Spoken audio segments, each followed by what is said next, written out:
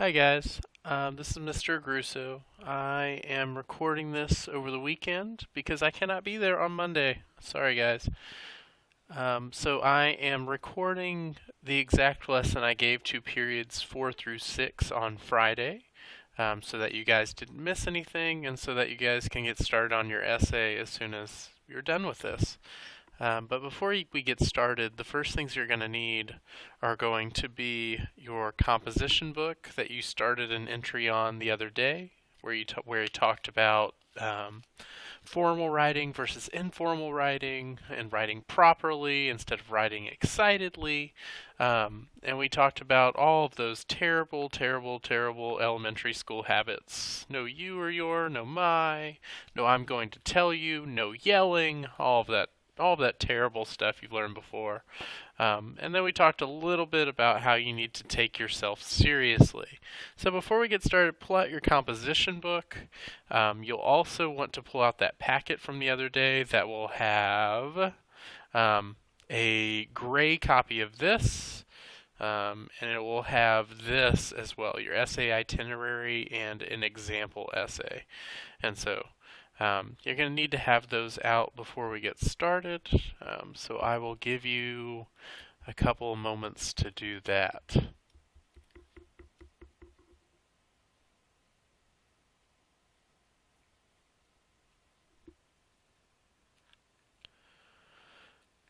Again, sorry I'm not there today. If you have any questions about any of this before you get started on your essay, or before I don't know, before we start before you have a work day tomorrow, feel free to email me. I will be semi-available by email tomorrow or today now. And so just email me if you have any questions.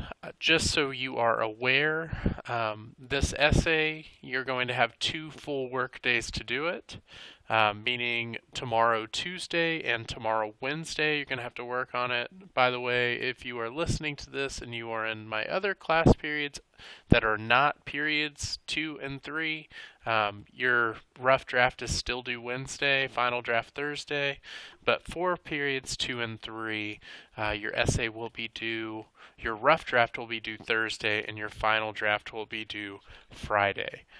So keep that in mind.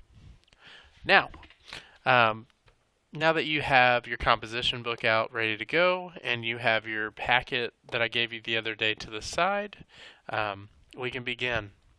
The first thing that you need to know, and what we're going to be talking about today, before I send you on your way, is how to develop an idea or how to develop a paragraph. After we go over how to develop a paragraph, I'll talk a lot about how this actually applies to your essay, so that you know what you're writing, because I imagine that's probably a pretty big question going on in your mind.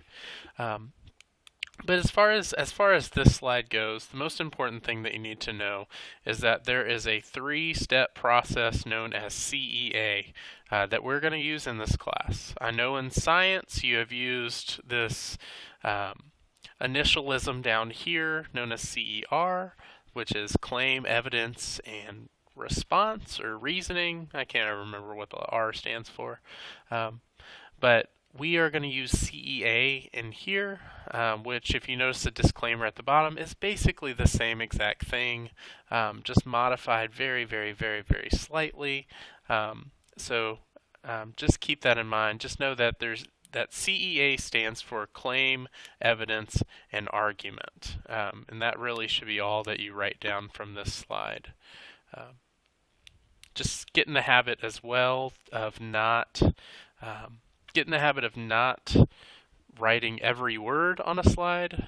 Just write the important stuff, because we do move quickly in this class, and we will move quicker and quicker, and next year you'll even move quicker than that. So keep that in mind. So the first step that you guys need to know, I got Michael Scott down there, but the first step that you need to know is that the C stands for claim. The claim is the point you're trying to prove with your writing. It is the entire focus. If it's used for an entire essay, the claim is known as a thesis statement. And that thesis statement becomes the focus of your entire paper, and everything within it becomes actually revolves around proving that thesis to be true. And so whenever I said a few slides ago, in the good writing habits slide, I said that make sure everything that you're writing works towards proving your point. And if it doesn't work towards proving your point, get rid of it. The point that I'm talking about is your claim. And so if you notice to the right of the screen in the front of the classroom, I have like some little squiggly lines that are labeled this essay that we're writing in here. So go ahead and get your attention to that right now. This essay that you're writing in here is a multi-paragraph essay, meaning that it has an introduction, it has multiple body paragraphs, and it has a conclusion. So it has an introduction that kind of sets the stage for the writing and identifies the main claim. It has several body paragraphs that work towards proving that claim, and it has a conclusion. All multi-paragraph essays have a conclusion that kind of wrap up the points of that have been made so far and tie them all together and create meaning out of them. So if you do notice that at the top on the board on the right, at the end of the introduction, I have brackets around what would typically be the last sentence. You guys are going to have a thesis in this essay. I don't expect it to be the most fantastic thesis on the planet, and we'll talk more about thesis statements later in the year for sure. But I do want you to know at this point, and I want you to remember later in the year, and next year whenever they ask you again to determine whether I actually did my job, I want you to know that that last sentence of the introduction is your thesis statement, and that sentence or that statement or that claim is the most important sentence of your entire essay. So I don't know. If you don't do anything else, write a thesis that everything revolves around, and your paper will be stronger with that. You may have been told in the past that thesis statements are generally the first sentence. That is only whenever it is a single paragraph response. But in this case, we're multi-paragraphing it, so it's the last sentence of the first paragraph. Also, notice underlined on this slide, it mentions a topic sentence. Topic sentences are essentially thesis statements of paragraphs. They're the claim of each paragraph. So you have the introduction, which has the thesis statement for the entire paper. Topic sentences identify the claim of each paragraph. So you have the thesis of the entire paper. You have paragraphs that work towards developing that main thesis in a different way. And so just know the topic sentence of each paragraph, or the thesis of each paragraph, the claim of each paragraph is going to be your first sentence of the body paragraphs. Also worth noting about claims. Claims are debatable, or they have to be debatable. I can't hold up a piece of like a tape roll and make my claim something like, this tape roll has tape on it. That's a fact. You may try to debate it existentially if you really want to try, but really there's no point in doing that because tape rolls have tape on it. And it would be kind of ridiculous to write an essay about that. Claims have to be debatable because if they weren't, there wouldn't be any point in your reader actually trying to read what you're writing about. And so claims can be proven or disproven with evidence. Notice at the bottom of this slide, you have examples of claims. Mr. Grusso is an abnormal individual. Some of you would say that's not debatable, but it absolutely is. And then the next claim, Mrs. Rook is a better teacher than Mr. Grusso. Very, very debatable. And so keep that in mind. Also, I don't know, forget it. So next slide. So those are claims. Those are claims. Every paragraph starts with a claim and then moves into the evidence. Evidence is what proves or disproves your claim to be true. It proves it to be true or untrue. Generally, this is going to be text evidence, quotes from a text, sometimes visual evidence, but generally your evidence is going to be text evidence in this class. For this essay, you are providing text evidence. However, it will not have to be direct quotes. So it'll be just like examples of things characters do, things involving the setting, which you'll describe, but you won't actually quote. Later in the year, we'll go into in-text citations and how that'll work and choosing effective quotes. But right now, it's not really the time to do that. Also, keep in mind, for evidence to be useful, it must only prove what you are claiming. If it proves something beyond that, then you're going to have a problem. So look down at the example I have down here. I have my claim in black. Mr. Grusso is an abnormal individual. Again, very debatable.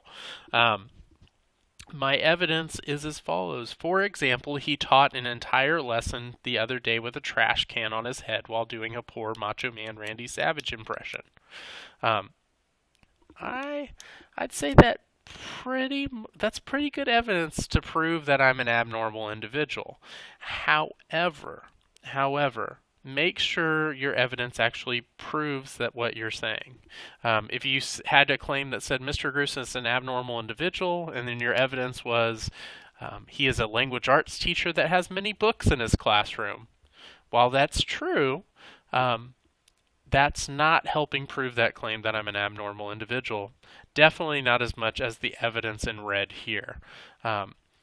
Also, worth noting.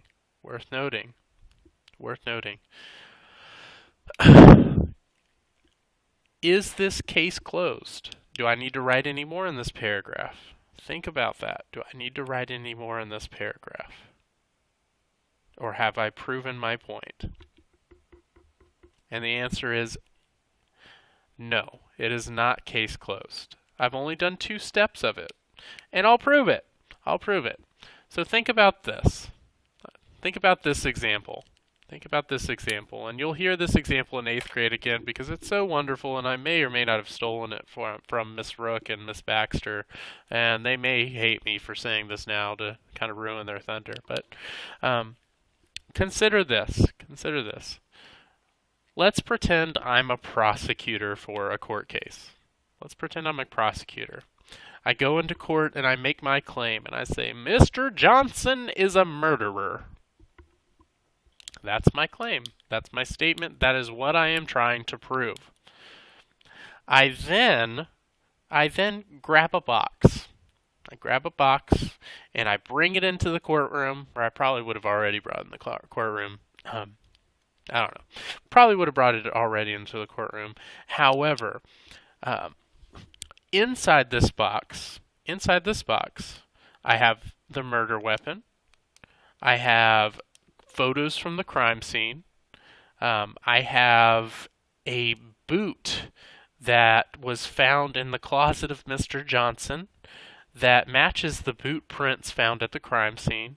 I have lab reports that show gun residue on the hand of Mr. Johnson following when the crime took place. And I drop the box on my table in front of me, and I point to it, and I don't say anything. I walk in there, I say, Mr. Johnson is a murderer. I point to the box, and then I walk away and I say, case closed. Have I proven my point? Am I going to get a guilty verdict? Think about what I'm missing there. Obviously, I'm not going to get a guilty verdict in that case because my jury doesn't know how all of that ties together. And so what you need is the third piece of it. And you would have this third piece in that court case. And that third piece is the argument. That is the thing. That is the thing that that ties together the argument, or sorry, that ties together the claim and the evidence, and ties it all together to make a stronger point or to make your point complete.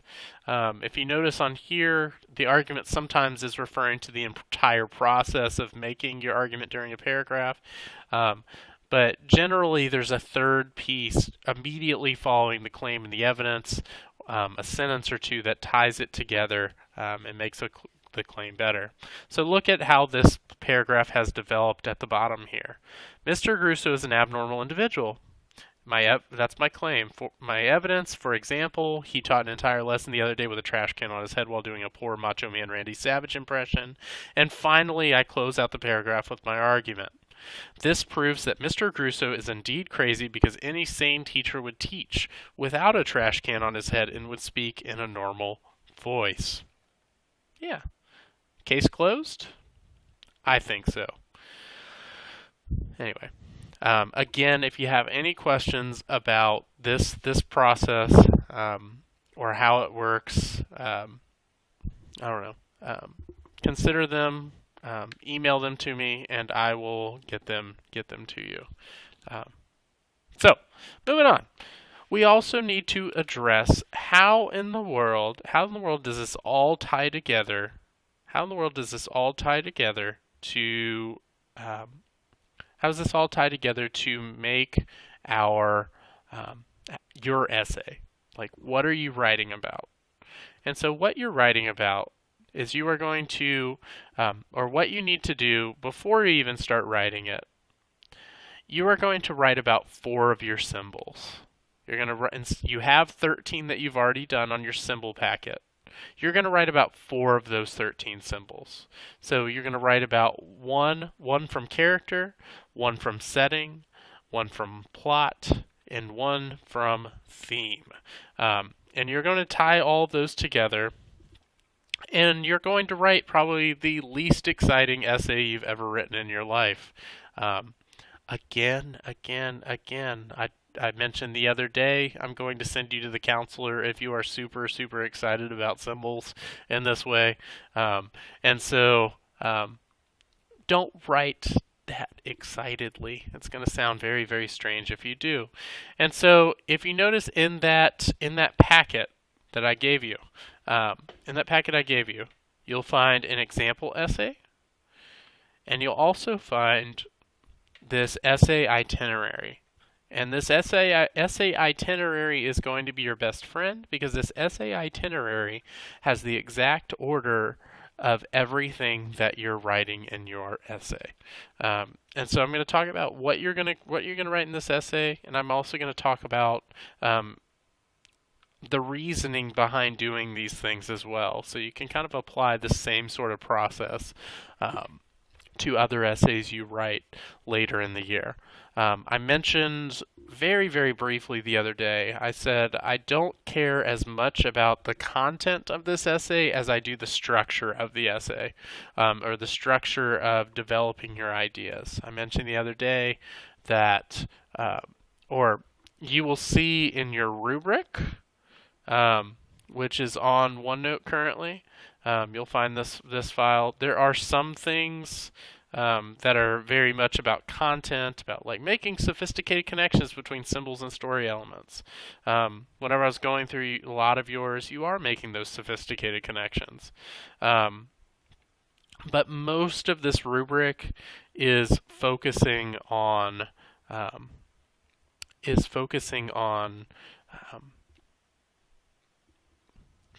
something.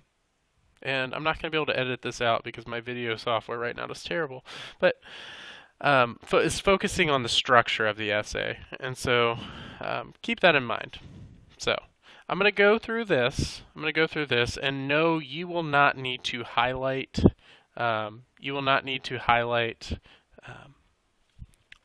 On your essays. I just have it there so you can kind of see the difference between these things. But according to my essay itinerary, I'm going to start with a hook. Have I grabbed the reader's attention in the first line? Have I named the book and author? And so the hook here, no, by the hair of my chinny chin chin was I willing to put down the Three Little Pigs, a chilling fairy tale written by an anonymous author, and I totally blew it because that should be in italics. Book titles when typed are in italics. Book titles when book titles when handwritten are in quotes or underlined. Keep that in mind. I'll mention that again later. Anyway, so hooks. You've been taught in the past the most important thing in all of your writing is to engage your reader, and you are out of all of what you're doing in this essay, this opening hook is probably the most of what you're trying to do in that way. Is probably related to or focused on engaging your reader the most. However, what I want you to realize is, especially in this type of essay, the most important thing in this first sentence and this opening hook is mentioning the book title and mentioning the author. Because if someone comes across this essay, I'm not really sure what context someone would read this essay and need to read this essay in their studies or in their research or anything like that. However, the first thing they're going to want to do as they're sifting through like different essays and different research and trying to tell which is relevant to them and which they can use, the first thing they're going to look at the first sentence, and they're going to look at the thesis statements, and they're going to want to know, is this something that's relevant to me? And the best way to do that, and the best way to make that job easier for the reader, is to just tell them the book title and the author in the first sentence. Because they're coming into this essay, they don't know what it's about. And so please, in your first sentence or two, please mention the book title and the author. It's just good practice to do that, and it's good practice to kind of send the reader in the direction of at least knowing what in the world you're talking about right at the beginning. That being said, I mentioned the other day that a lot of people in hooks like to use quotes from their book. Some people start with a question. I generally don't like when people start with the questions, but sometimes it can work. I don't know. There's a number of different ways. We'll go over hooks more later, I promise. But for now, I don't know. Experiment a little bit, see what you can do. However, more important than anything, again, book title and author in that first sentence or two. Then, after that, if you look at your essay itinerary, I've done my hook. Now, I need my book summary. And so you might be asking, why in the world do you need a book summary there? Like, what is the point of it? Because if someone's going and they're using this in their research, they've already read this book. And in this case, they've already read The Three Little Pigs. All of you have read The Three Little Pigs. And so that summary is there mainly to jog the reader's memory. And so I want you to consider one thing. And I did this in the other classes. I can't really visually do this for you. But think about this. Whenever I say summaries. If I showed you the back of one of those book covers, would the back of a book cover have the summary of the book? Think about that. And the answer is no. On the back of your books or the back of book covers, they're not going to have summaries. They're going to have book blurbs. And book blurbs are like movie trailers. They're trying to entice the reader and get them to read more. However, summaries cover the stories from the beginning to the end, meaning absolutely spoil the story. Give spoilers, because whoever's reading this essay has already read this story. And so your next job, and if you notice in the essay itinerary, it says no more than 2 lines. And what I actually mean by that is no more than 2 sentences. And so it needs to no more than 2 sentences. And the reason why it's no more than 2 sentences is because if this summary becomes 5 or 6 sentences long, one, your reader is annoyed because they're having to read through it, and two, the focus of your essay becomes about that summary rather than what your essay is actually about, which is explaining the four symbols that you chose for each story element: character, set, plot, or theme. And so you want to keep this summary down to 2 lines just to keep the focus on what it needs to be focused on. And we'll get better. We'll get better at this as the year goes on. But I don't know. So far we've done the hook with book title and author. We've done 2 lines of a summary. And then we get into our thesis statement. And so done hook, summary. Now I'm here. You have your thesis statement for the paper as a whole. What is your claim for the entire paper? And more important than anything, your thesis statement needs to state what your paper is about. And your essay is about explaining 4 of your symbols, 1 for each section: character, setting, plot, and theme. And so your thesis statement needs to say something about symbols that were chosen to represent character, setting, plot, and theme. And you can kind of experiment a little bit. However, just please say something about symbols and them representing character, setting, plot, and theme, because that's what your paper's about, and your thesis should reflect that. So then we get into that stuff we talked about earlier in this video, the CEA, the claim, evidence, and argument. And so I mentioned on the board on the right, last sentence of the introduction is your thesis for the entire paper. Your first sentence, in this case it's actually 2 sentences, your first sentence of the body paragraph is going to be your claim for that paragraph or the topic sentence of that paragraph. And the rest of the paragraph is going to be focused on proving that claim to be true. And so notice here, the order in my thesis is character, setting, plot, and then theme. Therefore, my first body paragraph should be about character, because that's the first one listed here. No need to confuse your reader. Just put it in the order that you have it in the thesis. And so here the claim says, from the very beginning of the story, it was clear to me that the third pig, though seemingly innocent and weak, was brave beyond his measure. Therefore, I chose a pink breast cancer awareness ribbon to symbolize the character of the little squealer. And so if you notice on the board on the right, underneath where I had all those squiggly lines and I told you where the thesis and the topic sentence are, I said that your claims in each paragraph need to have 3 parts. They need to address what symbol you chose.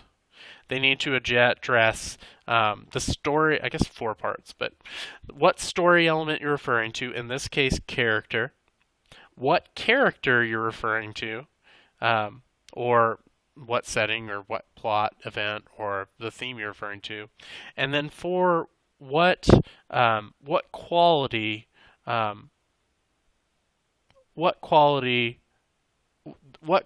the character are you wanting to represent with that symbol? And so in this case, if you go down the line of those 3/4 things, I've mentioned that the symbol that I've chosen in this case is a pink breast cancer awareness ribbon. I've said that it represents the character, to refer to the story element I'm referring to there. I've mentioned that it is referring to the third pig, and then the quality I'm wanting to show is that he was brave beyond his measure, and that pink breast cancer awareness ribbon symbolize being brave beyond measure. And so that's my claim. Immediately following the claim, I need evidence to support it. And in this particular paragraph, and some of your paragraphs will do this, the evidence and argument are kind of fused together, and that's okay. And the better you get at writing, and the more fluid you get with it, you'll find that the fusion of the evidence and argument is the case a lot of times. And so anyone who has had or known someone who has had breast cancer knows it's not an easy feat, and the ribbon shows the strength and bravery that one must have to defeat cancer. The third pig showed courage in the face of adversity, never gave up, and eventually won his battle just as cancer survivors do each and every day. This is a complete paragraph. Your paragraphs should be similarly developed. In this case, they built upon the fact that they were trying to show that, they explained why they chose this symbol. They explained how that kind of showed, that was an example being brave beyond measure. They explained how the third pig showed that they were brave beyond measure, and then they tied the third pig and the pink breast cancer awareness ribbon together finally. And so, yeah. So, again, if you have any questions about anything I'm talking about, please email me. I'll do my best to answer it. Notice here I've gone from character and I'm moving into setting. Whenever I come back, I'll talk a little bit about transitions. And so transitions in general, they close out the previous idea and they move into the new idea. And this claim actually needs some work. However, it'll work for now. And so it closes out the character symbol. It moves into the setting symbol. In this case, they chose a brick to represent the third pig's house. You'd probably want a symbol that was more abstract than that. However, you do your setting paragraph. You can read this on your own. Setting paragraph, plot paragraph. Yeah.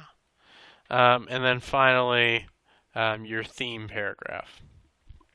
And then you'll move into your conclusion. And conclusions wrap up the ideas of the entire essay.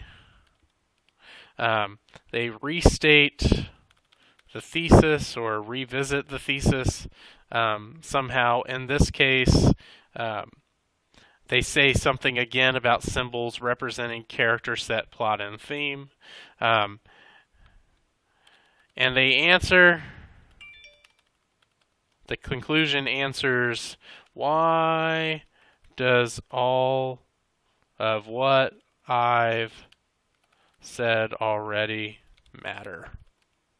Why does it all matter? And in this case, they said, once you look at the story through a symbolic lens, the story is even more enjoyable, which may or may not be true to you guys. The conclusion on this one's a little difficult because I don't know. It feels like writing about your symbols doesn't matter. But again, mainly I'm focusing on the structure of this essay, and I thought this would be a good introductory essay for you guys to write. So, with all of that in mind, I know that is a ton of information. On OneNote,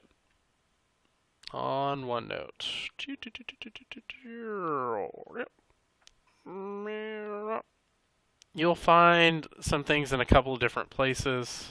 Part of this is just because of Rook and I putting these things in different places. But if you go to your Projects tab, you'll find all this information. The itinerary, you'll find the example essay if you lost it. You'll find the rubric. You'll also find in the ELA Resources tab, you'll find a lot of the same information. You'll also find kind of a modified essay itinerary, which you can use either one. Both of them work, but they both of them basically give you the order in which you should write about. And so keep all of that in mind. And finally, if you want to go back and look at the PowerPoint is in the ELA Resources tab as well. And so, again, this essay that you're writing, For periods 2 and 3, which is you guys that are listening to this most likely, your rough draft is going to be due Thursday, and your final draft is going to be due Friday. Again, you're going to be given 2 full work days to do this. And so you should have maybe a few minutes to get started on this at the end of this class now. But I hope this has been informative, and I will be back on Tuesday. And so, I don't know. Happy writing. Yeehaw!